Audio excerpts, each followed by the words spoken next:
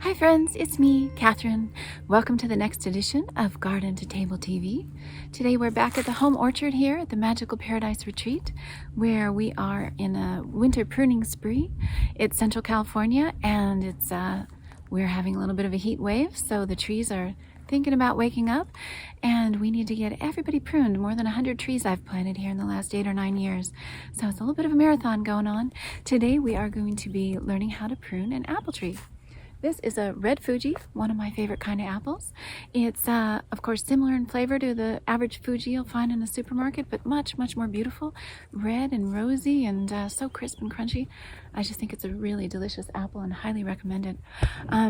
This particular red Fuji is named Anne-Marie, because of course we name all of our fruit trees after our favorite friends and family members. And Anne-Marie is the apple of many of our eyes. So every time I see this tree, I think about Anne-Marie. She's an incredible home gardener and orchardist herself. And I am so lucky to get to be regularly invited to dinner at her table, where she cooks for many of us friends and fellow gardeners. And we like to share what we're growing and see what is up in each other's orchards and gardens, and sharing the bounty. So anyway, we're going to start working on this tree. We're going to be looking for any deadwood. We're going to be trimming that out first. We're going to be looking for any branches that are crisscrossed or cockeyed and seeing which one is going to be the best one to keep.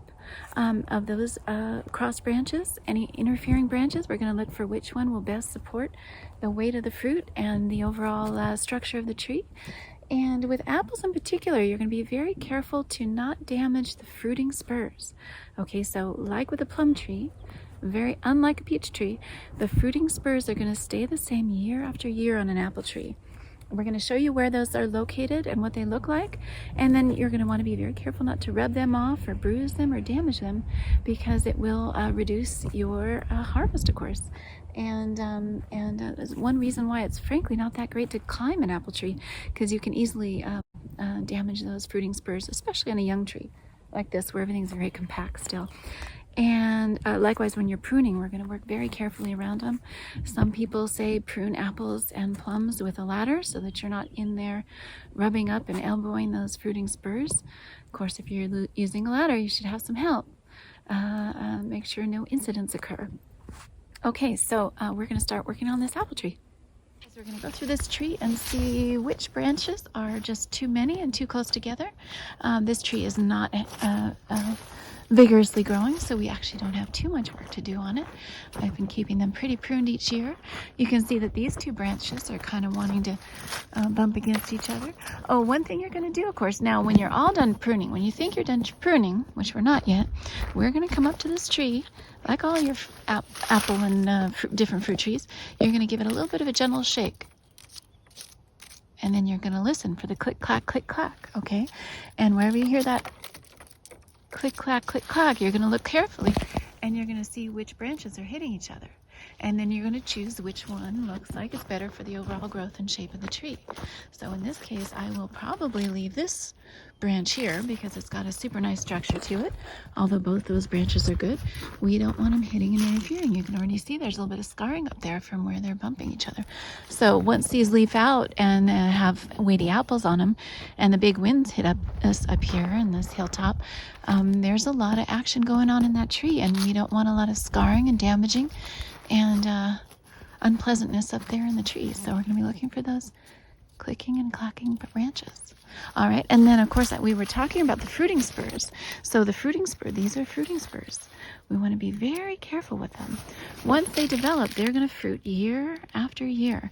So when you're up here pruning, you don't want to be knocking these guys off, okay? You look for these fruiting spurs. They're on, 2 to 3 inch little growths, and they will just keep coming back year after year and producing more apples for you. So it's one reason we say that, it's not great to climb an apple tree, especially when it's young and, everything's tight in here. These are all going to be apples. So be very careful.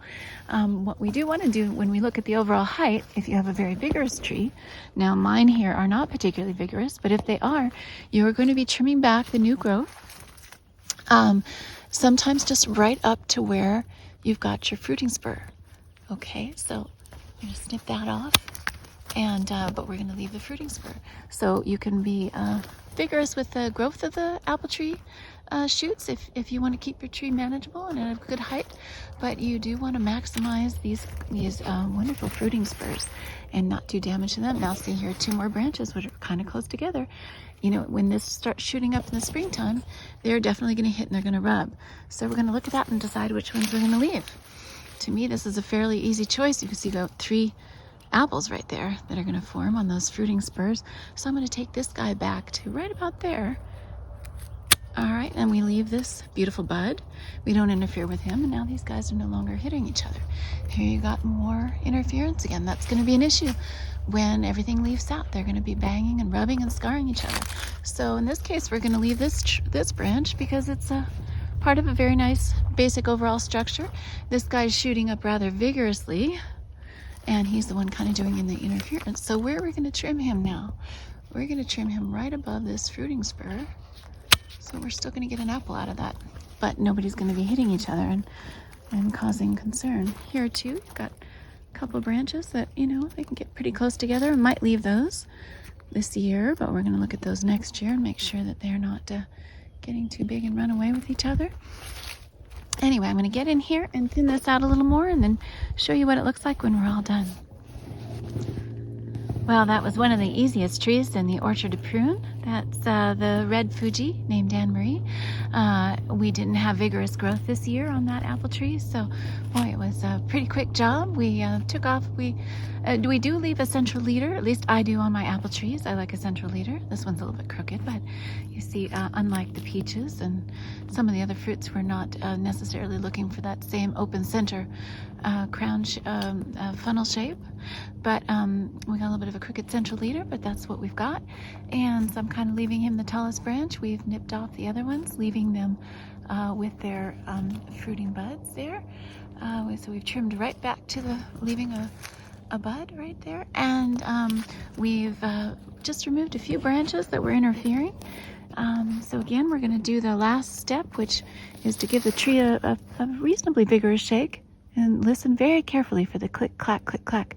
If we don't hear any click, clack, click, clack, then we might be good to go. Let's see. All right, there's somebody that's interfering a little bit over there. I'm going to just take a little bit off of him so he's not banging in a high wind. And we're going to pull him off here. We're going to leave the buds. We're going to trim them right above. Oh, that's another thing with the apple tree. They're very susceptible to rot, so you really want to trim the branch that you do trim right down next to the bud so that you don't leave a little extra on there.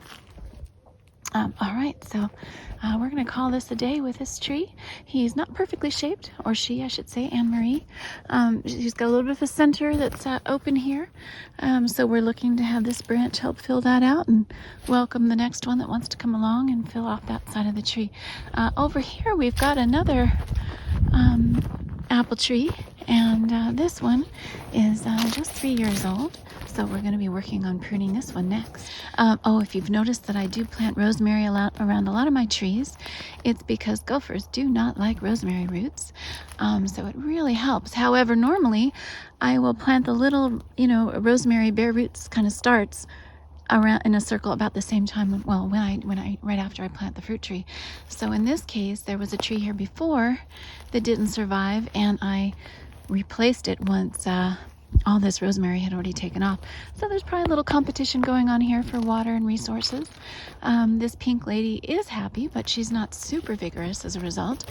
So amazingly, I think I might not be pruning anything this year. Let's do the little shake test and see if we hear any click, clack of any interfering branches. If we don't, we may just let her be today because I really would like to establish a bit more growth, and we don't see anything really running away or interfering. Let's do the click, clack test. Yep. Well, I have to hold it pretty hard. So there's a little click, clack right there, hitting these two hitting. Oh yeah, see, you can see a little bit of the scarring already. So I'm going to take down the outside branch.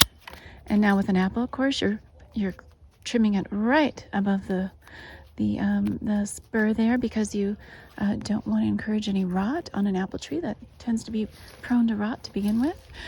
Do we see anything else now? There, look at that. We're going to have apples growing here. Those are the fruiting spurs. Very exciting. This is a very young tree, but she's working hard. All right, so we're just gonna leave her at that. And when I say her, I should say him, because this particular tree is named after my dear friend Kelly Candell, who many of you may know is an amazing sports writer and political writer, and fellow journalist. And this tree was named a few years ago in his honor. All right, so we are going to leave him be because he's happy right there, and I want to get some more growth on this apple tree. So we're not going to prune it too heavily. All right, so I've got a few more apple trees to get through here at the Magical Paradise Retreat, and all sorts of other trees we're going to be walking you through, including this one, which is a one of the slowest growing nut trees there is, a pistachio. And this pistachio has a mate that isn't doing too well. It's very much battling its understory of rosemary. This is the male. With a pistachio, you need a male and a female, of course. So the poor female is trying to fruit every year and flower, but the male just hasn't lived up to his end of the bargain. And I know it's my fault for letting this rosemary kind of take over, but on the other hand, it does keep the gophers at bay. All right, another episode complete. Gonna see you back here for another type of, maybe we'll tackle pear tree pruning next.